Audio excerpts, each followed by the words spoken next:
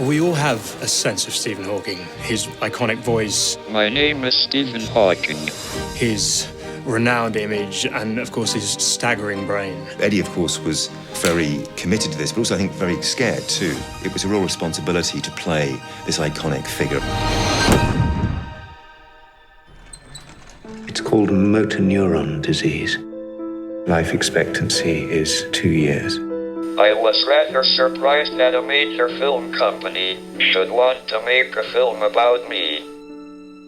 It's extraordinary, the detail of Eddie's performance from head to toe. And I think because of Eddie's incredible commitment, I really think we pushed each other. We really brought out the best in each other. I love him, and he loves me. We're going to fight this illness together. Just after I was cast, the first thing that was important for me was to educate myself on motor neuron disease. I went to a clinic in London and worked with a specialist there. She introduced me to people suffering from motor neuron disease, and they were incredibly welcoming and generous. They educated me on the specifics and the intricacies of this brutal, brutal illness. Not just the physical cost, but the emotional cost as well. I then went and found as many photographs of Stephen as I could, and you can see how the disease manifested itself in him. It was then about trying to track that into my body. You don't know what's coming. It'll affect everything. One of the early symptoms of motor neuron disease is drop foot. Your foot can begin to trail, and ultimately that can trip you up. You can also start to see rigidity in your hands. What Eddie had to do was to really understand and internalize these 4 different stages of illness.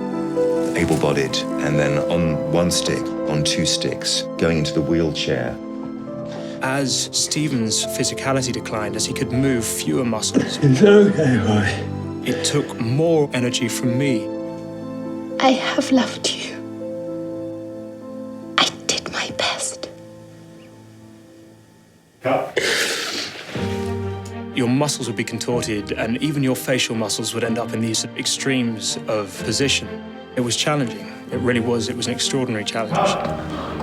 But you were constantly aware that at the end of the day, you were able to get up and get out of the chair. So you were daily reminded of how lucky you were. To the esteemed Dr. Stephen Hawking. Everything about this job was a formidable privilege. Our dream as actors is to tell interesting stories about interesting people, and they don't come as extraordinary as Stephen Hawking. It was the great privilege of my life. I thought Eddie Redmayne portrayed me very well.